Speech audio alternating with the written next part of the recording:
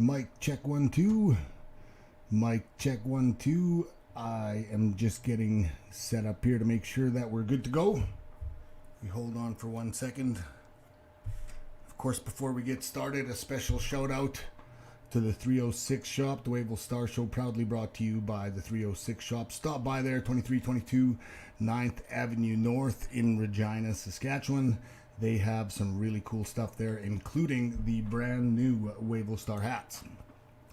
And with that, friends and relatives, welcome to the Wavell Star Show. I'm your host, the First Nation sensation, Wavell Star, coming to Facebook Live with the Monday report for May the 24th, 2021. It is the May long weekend. Let's get right into it.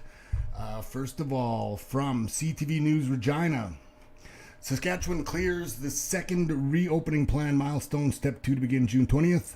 So with less than a week to go before the first step in Saskatchewan's reopening plan comes into effect, the province has cleared the second milestone in the strategy.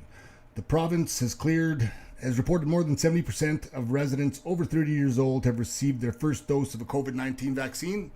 Step 2 of the reopening roadmap is to begin 3 weeks after the threshold is cleared. So this is what that will look like. That's pretty exciting, is it not? Step 2 will see capacity thresholds lifted in retail spaces. Restaurants and bars will not have a maximum capacity for tables. The limit for private indoor gatherings will be a maximum of 15 people, and the limit for public gatherings will be 150. That's pretty huge, both indoor and outdoor. Restrictions will ease for conference and banquet halls, casino, bingo halls, movie theaters, art galleries, and libraries. The current province-wide mask mandate will remain in place. So do not throw away those masks, ladies and gentlemen. You are going to still need them for quite a while. Step 3 is set to begin 3 weeks after 70% of the residents over 18 have received their first shot. Currently, 63% of that group have already received the shot. So things are looking really, really good in that sense. It has been a really long year of this pandemic, and I'm hoping that sooner or later we are going to see the light at the end of the tunnel. The Moose Jaw Police Service is charged 2 Regina men after a significant amount of drugs were seized during a vehicle search. Police responded to a call of several people leaving a home with weapons on Saturday. The suspect vehicle was located and officers reported weapons in plain sight. The suspects were arrested and police found a large quantity of drugs through a thorough vehicle search. What did they find? So police said that they found 205 grams of methamphetamine, 13 grams of cocaine, and 7 grams of fentanyl were seized, which is roughly worth $20,000. One Regina man was charged with breach of undertaking and had other warrants. Another Regina man was charged with possession of a weapon, possession of fentanyl, possession of cocaine, and possession of methamphetamine for trafficking. Both were released and will appear in court on a later date. Another one, in another interesting story here. This one comes from CTV News Toronto.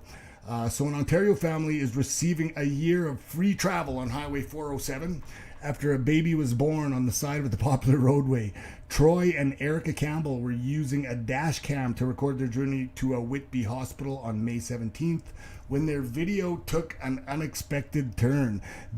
So the company gave her a free year of travel on the 407. That's what I think of that, and it's a great story. Always good. It's a blessing that there was a life brought, or a child brought into this world. I just think it's kind of weird that they give her the, she can use the highway for toll free for 1 year. But anyways, it's nice of them to reach out and and give her a year's worth of free driving on that highway. Moving on a little bit to hockey stuff. So a hero of our province, as we know, last week, Fred Sasakamoose Day honors late Saskatchewan Indigenous trailblazer. So that was May 18th, and it was declared Fred Sasakamoose Day. A good friend of mine, Sequin, on the Spring Spirit podcast, was broadcasting live, and it looked like it was really, really fun. They had the Cree broadcaster, and there was a good crowd of people watching, parked in their cars, socially distant. I believe it was on the reserve up north there. So that looked really incredible, and it was good to see the Indigenous Hockey Trailblazer honored during a 3-part virtual ceremony at the SaskTel Center. Family members, Mayor Charlie Clark, and Indigenous chiefs were present to honor Sasakamoose with speeches, gifts, and by sharing fond memories of him.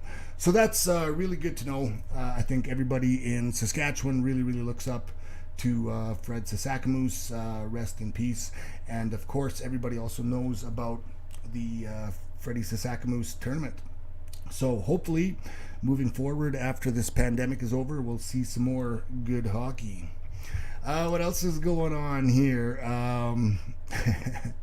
Aaron Tatusis probably doesn't like this one. Game 4, Edmonton Oilers at the Winnipeg Jets. So the Oilers need to win this one, then another one, then another one, then another one. But they can start with this one. Okay, so last night, Nikolai Ehlers' second goal of the game gave the Winnipeg Jets a 5-4 overtime win over the Edmonton Oilers in Game 3, completing an incredible comeback from a 4-1 deficit in the third period and giving them a 3-0 stranglehold in the series. Oh my! So they were up by that much and they lost. Oh my gosh. Well, as a Saskatchewan boy, I have to say, always been an Oilers fan. And it is kind of weird, like living, when you live in Regina, Winnipeg is actually closer than Edmonton. But for whatever reason, Saskatchewan people have always been into the Oilers. So anyways, go Oilers. Oh, and I actually, me and my son Cage were just talking about this the other day, about how we went.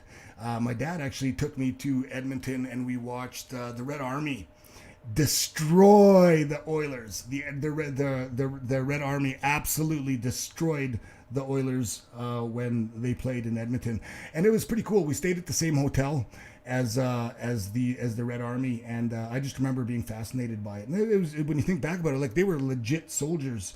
They were trained for war, except the war was on the ice. So that was really cool to think back and remember that I got to see that. What else is going on here? A couple things in the wrestling world, I guess. Velveteen Dream makes his first comment since his WWE release. So he was released a little while ago. Patrick Clark. There were some accusations. So he first focused on Fuller, saying he met him in 2015 after Tough Enough through a mutual pro wrestling trainer.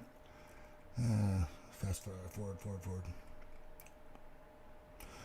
Eventually, in 2018, after he suggested Fuller take a break from wrestling training after he suffered a concussion in 2017, to have him accuse me of predatory behavior because I chose not to help is spiteful, he wrote. After sharing some additional notes about Fuller and Jacob's social media accounts, Clark said the experience of working through the accusations defamed his character and ultimately accomplished what it sought out to do, and that was to see him released. So that is a little bit from Velveteen Dream. I did see him performing a few times. As you all know, I don't keep up with a lot of the most recent stuff, but I did see him perform. He was really good. What else do we got going here? Enzo Amore thanks fans after being knocked unconscious in Indie Match. So the former Enzo Amore in WWE thanked fans on Twitter Sunday after being knocked unconscious during an indie event Saturday night. As discussed on Wrestling Observer Radio, Enzo was working with Ivan Warsaw for SWE in Dallas, Texas, when he took a DDT on the floor and was knocked out. Yeah, I don't know. It kind of seems like work. Cool storyline. Though. I think it is a good time right now to be utilizing social media and really working those storylines, and I think that this is probably what it is. What else do we have here? Lots happening on the week ahead. So Tuesday, that's tomorrow night at 8 p.m., we've got another edition of the Wrestlers Roundtable.